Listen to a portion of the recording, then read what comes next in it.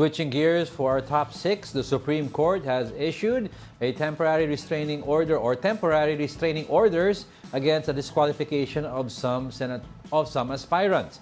Among them was former Congressman Edgar Erice, who filed his candidacy for Caloocan representative. Erice had been disqualified for allegedly disseminating false and alarming information on the Comelec Miro deal. But he eventually filed a petition before the Supreme Court to reverse the decision to disqualify him. Four others also secured TROs, including aspiring vets from Ilocos Sur, Zambales, and San Juan. The Supreme Court said their names should be reinstated in the ballots for the midterm elections. Now let's discuss that further with Comelec. Spokesperson Attorney John Rex Laudianco is now with us on the line. Spokes, thank you for joining us. Magandang umaga po, Sir Angelo, Ma'am Angela, at sa lahat po ng taga-subaybay ng branch. Good morning, Spokes. Spokes, the last time you were here, di ba, I asked you about this. What if bigla ang SC biglang mag-issue ng temporary restraining order? Do you remember that, Spokes? Tama po, at yung sagot po namin doon, kung sakali man, gagawin po ng Comelec ang lahat para sundin po ang magiging kautusan ng Supreme Court. Opo. Okay, Spokes, so lilinawin ko lang, no? Does this mean po effectively ay kandidato na sila or subject pa rin for final ruling? For all intents and purposes po, dahil idadagdag po namin ang pangalan nila, sila po ay magkandidato until such time na magkaroon po ng resolution ng Supreme Court sa mga naturang 5 kaso. Tandaan po natin, ito po ay temporary restraining order. Bagamat pansamantalang kandidato, ito po ay nakadepende pa rin sa final ruling on the merits sa mga kasong yan. So, Spokes, no, I understand this na for now, ibabalik nyo yung pangalan nila. Pero what if po may final ruling that says disqualified sila? Does it mean we have to destroy the ballots that you reprinted and reprint again? Hindi naman po. Sa pagtatanggal po, mas madali. Dahil pwede naman po namin i-declare na straight po ang votes nila. So kahit nga po makakuha sila ng boto, pwede po natin baliwalain ang boto na yan. So, paki-explain na lang po sa amin, Spokes, yung magiging game plan ngayon ng Comelec now na we have decisions from Supreme Court. Ano po yung gagawin ninyo unang-una and how are we going to reach the target na makapag-print ng ballot in time for the elections?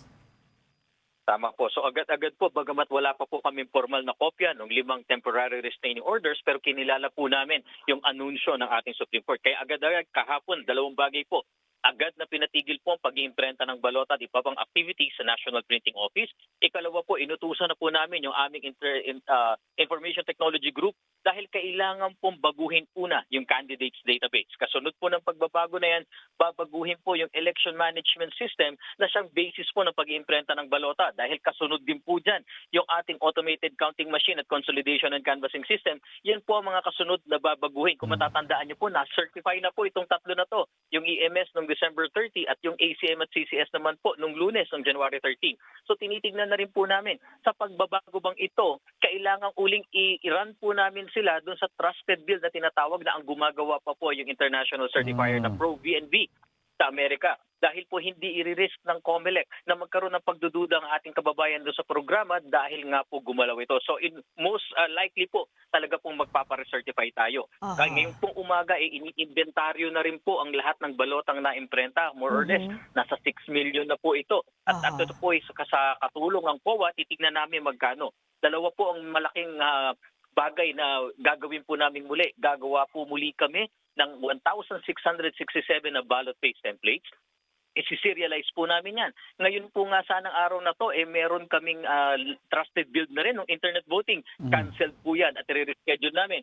Sa Sabado po sana, may mock elections na po tayo using the trusted build system. Kaya lang dahil dito, uulitin namin, cancelled po ulit tayo. Hopefully, in 1.5 weeks or 2, ay matapos namin at lahat ito at baka sakali sa Lunes makapagsimula na kami ng pag-imprenta. Ikalawang bagay po, para mahabol namin ang kakulangan sa oras, papaganahin na po namin hindi lang yung 2 makina ng Miro, kundi pati yung 4 na printing machines ng NPO. 24 hours operation po ito nang mahabol namin ang kinulang. But, Spokes, listening to all of this, I'm sure na may added cost ito, no? Yeah. Ang tanong kasi ng marami dito, is this part of a contingency fund na meron na ang Comelec or additional costs?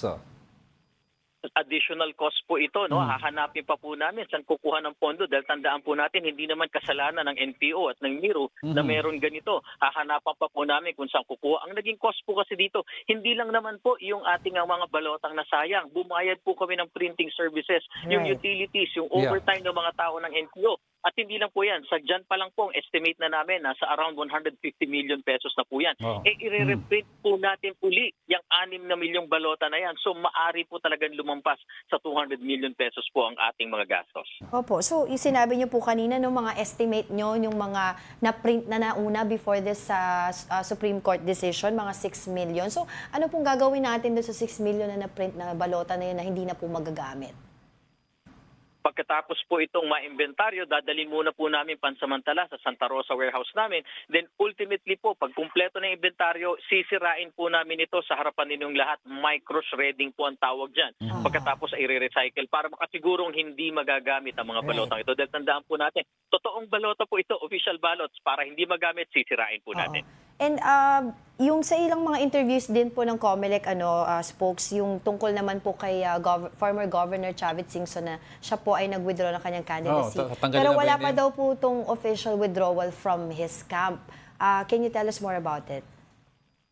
Opo, bagamat nakita nga po namin yung press con po niya, wala pa naman po kami natatanggap. Ngunit nagpasabi po yung kanyang partido, Okay. partido na baka sakali po ngayon, kailangan po kasi ang withdrawal ay personal. Kung sakali man po medical or incapacitated, dapat merong doctor certification na hindi niya kaya at ang magdadala po ay yung kanyang kaanak o authorized representative. Yun, I'd Kasi like- ang mangyayari doon, kapag nabigyan po kayo ng official withdrawal niya, hindi niyo na siya isasama, of course, doon sa printing ng balot. Pero hanggat wala pa yun, kasama po siya sa printing ng balot. Tama po?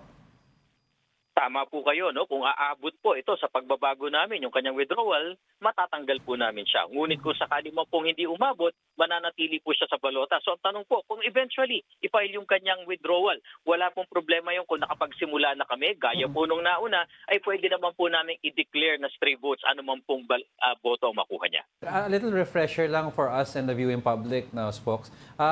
Pwede po bang may pumalit kay former Governor Chavit Singson na for example, anak niya, Singson din?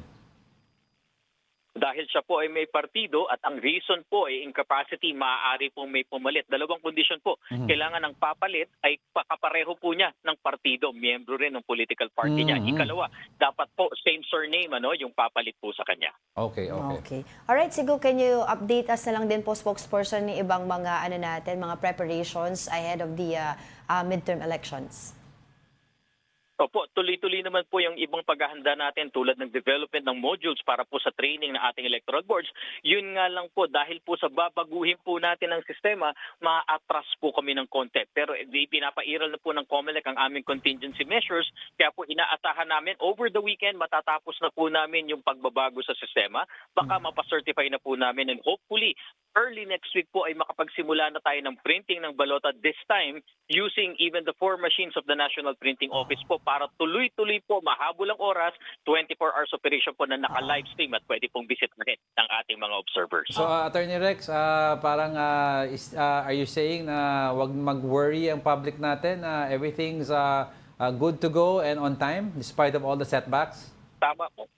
Tama po, bagamat ito'y tinuturing na setback, nagkaroon ng delay, COMELEC is still in control of our timelines po. Wala pong cause for alarm dahil po pinapagana namin ngayon ang ating contingency measures. Bagamat sabihin na natin, nagkaroon ng delay, dagdag na gastos, pero ito naman po inaasahan din namin. Kaya nga po kami may contingency measures. Bagamat kami nagulat dahil po merong national position na talagang babaguhin, kaya naman pong habulin using the contingency measures.